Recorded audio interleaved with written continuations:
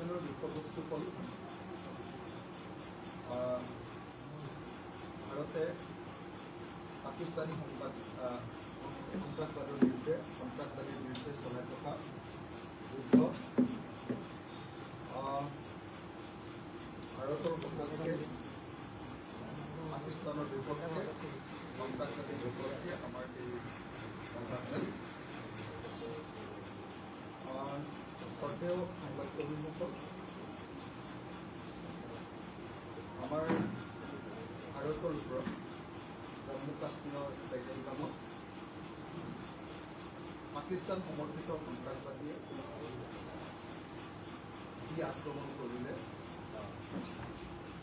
এই আক্ৰমণক আমি ইতিমধ্যে সকলো মানুহে ভাৰতৰ সকলো মানুহে সকলো ৰাজনৈতিক দলে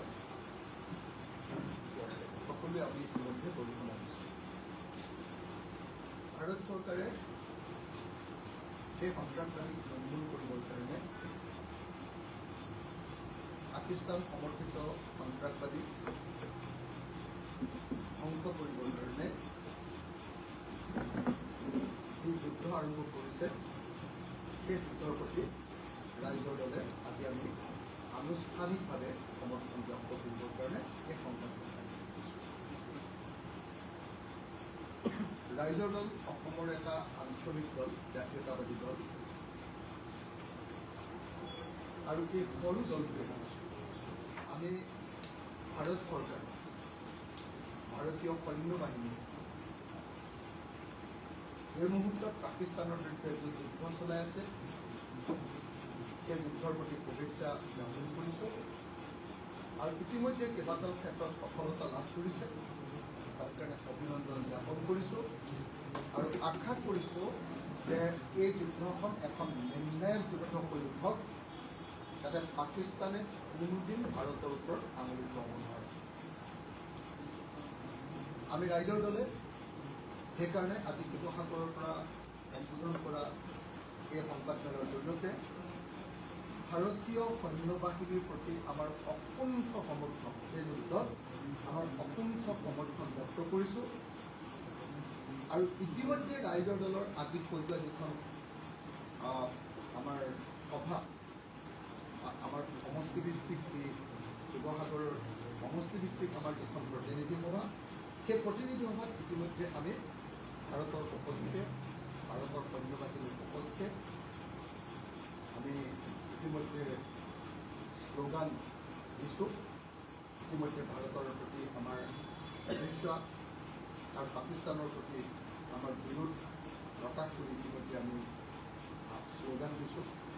প্ৰতিবাদ সাব্যস্ত কৰিছোঁ, পাকিস্তানৰ বিৰুদ্ধে সন্ত্ৰাসবাদীৰ বিৰুদ্ধে প্ৰতিবাদ সাব্যস্ত কৰিছোঁ আৰু আমি ভাৰতীয় সৈন্য বাহিনীক আদৰণি জনাইছোঁ, শুভেচ্ছা জনাইছোঁ, অভিনন্দন জনাইছোঁ। এতিয়া কথা হ'ল, পাকিস্তানে বাৰম্বাৰ আমাৰ ওপৰত এনেকুৱা ধৰণৰ আন্তঃৰাষ্ট্ৰীয় সন্ত্ৰাসবাদী নমাই দিছে আৰু এনেকৈ আন্তঃৰাষ্ট্ৰীয় সন্ত্ৰাসবাদী নমাই বাৰম্বাৰ ভাৰতৰ আভ্যন্তৰীণ যুদ্ধত তেওঁলোকে অৱস্থা কৰি আহিছে। সদায় ভাৰতীয় মানুহৰ ওপৰত অত্যাচাৰ কৰি আহিছে। এইবাৰ আমি দেখিবলৈ পাইছোঁ যে পাকিস্তান শক্তিহীন, কিন্তু তেওঁলোকে ভাৰতৰ দুৰ্বল স্থান, কোনটো দুৰ্বল স্থান? যে ভাৰতীয় জনতাৰ ওপৰত, যিসকল জনতাই যুদ্ধত কোনো অংশগ্ৰহণ কৰা নাই, সীমান্তত বসবাস কৰা জনতাৰ ওপৰত আক্ৰমণ কৰিছে। ইয়াৰ বিপৰীতে ভাৰতীয় সৈন্য বাহিনীয়ে কিন্তু পাকিস্তানৰ সামৰিক ঘাটি অথবা ষ্ট্ৰেটেজিক পইণ্টতহে আক্ৰমণ কৰা দেখা গৈছে বা সন্ত্ৰাসবাদীৰ ঘাটিতহে আক্ৰমণ কৰা দেখা গৈছে। এই ঘটনাই প্ৰমাণ কৰে যে পাকিস্তান হতাশ হৈছে। পাকিস্তানে হতাশ হৈ পাকিস্তান চৰকাৰে, পাকিস্তান সৈন্য বাহিনীয়ে আমাৰ সাধাৰণ জনতাৰ ওপৰত আক্ৰমণ কৰিছে আৰু আমি ৰাইজৰ দল এটা জাতীয় আঞ্চলিক ৰাজনৈতিক দলে আমি দাবী উত্থাপন কৰিছোঁ যাতে পাকিস্তানে আমাৰ সাধাৰণ নাগৰিকৰ ওপৰত এনেকুৱা ধৰণৰ আক্ৰমণ বন্ধ কৰে, তাৰ কাৰণে আমি দাবী। দ্বিতীয়তে আমি এই সময়খিনিত দেখিছোঁ যে ৰাষ্ট্ৰসংঘই পাকিস্তানৰ কাৰণে এই মুহূৰ্তত পাকিস্তানৰ কাৰণে $1 বিলিয়ন এটা ঋণ অনুমোদন দিছে। এইটো আমি দুৰ্ভাগ্যজনক বুলি ঘোষণা কৰিছোঁ। আৰু এনেকুৱা যুদ্ধৰ সময়ত ৰাষ্ট্ৰসংঘই ভাৰতৰ বৈৰী দেশ পাকিস্তানৰ কাৰণে $1 বিলিয়ন ঋণ অনুমোদন কৰি পাকিস্তানৰ প্ৰতি যি কোমল মনোভাৱ প্ৰদৰ্শন কৰিছে তাক আমি নিন্দা কৰিছোঁ আৰু ৰাষ্ট্ৰসংঘৰ ওচৰত দাবী উত্থাপন কৰিছোঁ যাতে এই যি $1 বিলিয়ন ঋণ, এই $1 বিলিয়ন টকাটো যাতে পাকিস্তানক মুকলি কৰি দিয়া নহয়, তাৰ কাৰণে আমি ৰাষ্ট্ৰসংঘৰ ওচৰত দাবী কৰিছোঁ। এই মুহূৰ্তত অসমৰ প্ৰত্যেকজন নাগৰিকক আমি বিনম্ৰভাৱে আহ্বান জনাইছোঁ যে কোনো নাগৰিকে যাতে কোনোপধ্যে ভাৰতীয় সৈন্যবাহিনীক বদনাম কৰিব পৰা, ভাৰতীয় সৈন্যবাহিনীৰ মন দুৰ্বল কৰিব পৰা, ভাৰতীয় সৈন্যবাহিনীক আঘাত কৰিব পৰা মানসিকভাৱে কোনো ধৰণৰ বক্তব্য যাতে আগনবঢ়ায়। আৰু মই ৰাইজৰ দলৰ প্ৰত্যেকজন সদস্যৰ প্ৰতি আহ্বান জনাইছোঁ, অনুৰোধ জনাইছোঁ, নিৰ্দেশ দিছোঁ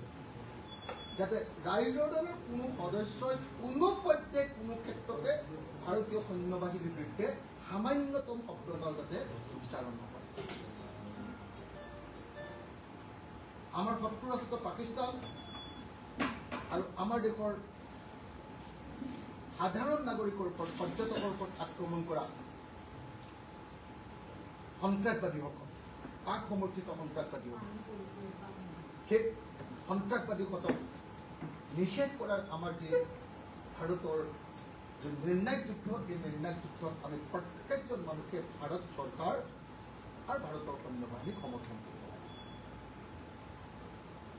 যদিও আপোনালোকে সকলোৱে জানে যে আমি অন্য ক্ষেত্ৰত ভাৰত চৰকাৰখনক সমালোচনা কৰোঁ, অন্য ক্ষেত্ৰত ৰাজনৈতিকভাৱে আমি বিজেপি চৰকাৰখনক সমালোচনা কৰোঁ, বিজেপি চৰকাৰখনক ৰাজনৈতিকভাৱে সদায় আমি বিৰোধ কৰোঁ। কিন্তু যেতিয়া ভাৰত আৰু আন এখন দেশৰ সংঘাতৰ প্ৰশ্ন আহিছে, আমাৰ ৰাষ্ট্ৰীয় নিৰাপত্তাৰ প্ৰশ্ন আহিছে, যেতিয়া আমাৰ দেশৰ মানুহৰ নিৰাপত্তাৰ প্ৰশ্ন হৈছে আৰু আমাৰ দেশৰ ওপৰত আন উগ্ৰপন্থী সংগঠনে, পাকিস্তান সমৰ্থিত, আন দেশ সমৰ্থিত উগ্ৰপন্থী সংগঠনৰ আক্ৰমণৰ প্ৰস্তুতি হৈছে, এতিয়া নিশ্চিতভাৱে আমি ভাৰত চৰকাৰৰ লগত আছোঁ আৰু সেইকাৰণে যুদ্ধ শেষ নোহোৱা পৰ্যন্ত মই এই ক্ষেত্ৰত ভাৰত আৰু পাকিস্তানৰ যুদ্ধৰ ক্ষেত্ৰত এই স্পেচিফিক, এই নিৰ্দিষ্ট বিষয়টোৰ ক্ষেত্ৰত চৰকাৰৰ বিৰুদ্ধে এটাও শব্দ নক'বৰ কাৰণে ৰাইজৰ দলৰ প্ৰত্যেকজন সদস্যক আহ্বান জনাইছোঁ। এই স্পেচিফিক বিষয়টো,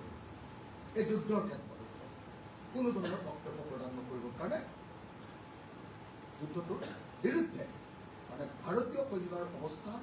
ভাৰত চৰকাৰৰ অৱস্থান, ভাৰত চৰকাৰৰ যি আক্ৰমণাত্মক আমাৰ এই মুহূৰ্তৰ নীতি, সেইটো আমি সকলো ভাৰতীয় আৰু আমাৰ ৰাইজৰ দলৰ প্ৰত্যেকজন নাগৰিকে সমৰ্থন কৰিব লাগে বুলি, প্ৰত্যেকজন সদস্যই সমৰ্থন কৰিব লাগে বুলি আমি আহ্বান কৰিছোঁ। তাৰ উপৰিও যদি প্ৰয়োজন হয়, দুদিনমান আমি অপেক্ষা কৰোঁ, তেতিয়াহ'লে যদি প্ৰয়োজন হয় মই বিধায়ক হিচাপে মোৰ এমাহৰ দৰমহা ভাৰতীয় সৈন্যবাহিনীৰ কাৰণে দিবৰ কাৰণে সাজু হৈ আছোঁ। কিন্তু এই মুহূৰ্তত যেতিয়াই প্ৰয়োজন হয়, আমি ভাবোঁ যে যুদ্ধ দীঘলীয়া হ'ব বুলি যদি যেতিয়াই অনুমান কৰোঁ, তেতিয়াই বিধায়ক হিচাপে মোৰ এমাহৰ দৰমহা ভাৰতীয় সৈন্যবাহিনীৰ কাৰণে আগবঢ়াবলৈ প্ৰস্তুত হৈ আছোঁ। আৰু লগতে ৰাজনৈতিক মিটিং নহয়, আমি স্পষ্টভাৱে এটা কথা ক'ব খুজিছোঁ যে আমাৰ ৰাইজৰ দলৰ যিসকল কৰ্মী আছে, আমাৰ ৰাইজৰ দলৰ যিসকল সদস্য আছে, ইনক্লুডিং মি, সভাপতিকে ধৰি যিকোনো সময়তে ভাৰত চৰকাৰ, ভাৰতৰ সৈন্যবাহিনীৰ প্ৰয়োজনত যিকোনো সময়তে আমি যদি যিকোনো কামত সহায় কৰিবলৈ যাব লাগে, সেয়া সামৰিক বিষয়ে হওক, সেয়া অন্যান্য টেকনিকেল বিষয়ে হওক, যদি সৈন্যবাহিনীক সহায় কৰাৰ প্ৰশ্ন আহে, তেতিয়াহ'লে ৰাইজৰ দলৰ প্ৰত্যেকজন সদস্যই ভাৰতীয় সৈন্যবাহিনীক সহায় কৰিবৰ কাৰণে প্ৰস্তুত আছোঁ। আৰু যিকোনো মুহূৰ্ততে যিকোনো পৰিস্থিতিত যাব লগা পৰিস্থিতি হ'লে মই সকলোকে সাজু হৈ থাকিবৰ কাৰণে আহ্বান কৰিছোঁ। আৰু ভাৰতৰ সৈন্যবাহিনীয়ে যেতিয়া তাৰ কাৰণে চিভিলিয়ানসকলৰ কাৰণে ট্ৰেইনিং আহ্বান কৰে, ট্ৰেইনিং আয়োজন কৰে, মই ৰাইজৰ দলৰ প্ৰত্যেকজন সদস্যকে সেই ট্ৰেইনিঙত অংশগ্ৰহণ কৰিবৰ কাৰণে আহ্বান জনাইছোঁ আৰু অংশগ্ৰহণ কৰি নিজকে সাজু হৈ থাকিব পাৰে নিজৰ দেশক ৰক্ষা কৰিবৰ কাৰণে দেশৰ সাৰ্বভৌমত্বক ৰক্ষা কৰিবৰ কাৰণে শত্ৰুৰ বিৰুদ্ধে যুঁজিবৰ কাৰণে মই প্ৰত্যেকজন আমাৰ দলৰ সদস্যকে সাজু কৰি থাকিবৰ কাৰণে মোক ক'বলগীয়া এইখিনিয়ে যদি আপোনালোকৰ কিবা প্ৰশ্ন আছে তেতিয়াহ'লে কৰিব পাৰে নহ'লে ইয়াতে মোৰ বক্তব্য সামৰিম কিবা আছে নেকি হয় যিটো 1 বিলিয়ন ঋণ দিলে সেইটো আপুনি ভাৰতৰ কোনোবা কূটনৈতিক বিফলতা বুলি ভাবে নেকি? মানে IMFে এই যুদ্ধৰ সময়ত $1 বিলিয়ন বহুত টকা $1 বিলিয়ন ঋণ পাকিস্তানৰ প্ৰতি মুকলি কৰি দিয়া ঘটনাটো নিশ্চিতভাৱে এটা তাৎপৰ্যপূৰ্ণ ঘটনা আৰু মই ভাবোঁ যে এইটো ভাৰতৰ জনগণ বিৰোধী এটা সিদ্ধান্ত IMFে যি $1 বিলিয়ন পুঁজি এৰি দিছে মোৰ এনেকুৱা ভাৱ হয় যে IMFৰ যিসকল সদস্য ৰাষ্ট্ৰ আছে তেওঁলোকৰ কাৰোবাৰ সৈতে শক্তিশালী ৰাষ্ট্ৰৰ ইনডাইৰেক্ট সমৰ্থন লৈ হয়তো পাকিস্তানে এই কাম কৰিবলৈ সক্ষম হৈছে গতিকে মই ভাৰত চৰকাৰক আহ্বান জনাম যাতে কূটনৈতিকভাৱে IMFৰ এই $1 বিলিয়ন যাতে এই সময়ত পাব নোৱাৰে তাৰ কাৰণে কূটনৈতিকভাৱে বাধা প্ৰদান কৰি IMFৰ এই টকাটো যাতে পাকিস্তানলৈ নাহে তাৰ ব্যৱস্থা গ্ৰহণ কৰিব লাগে আৰু কিবা আছে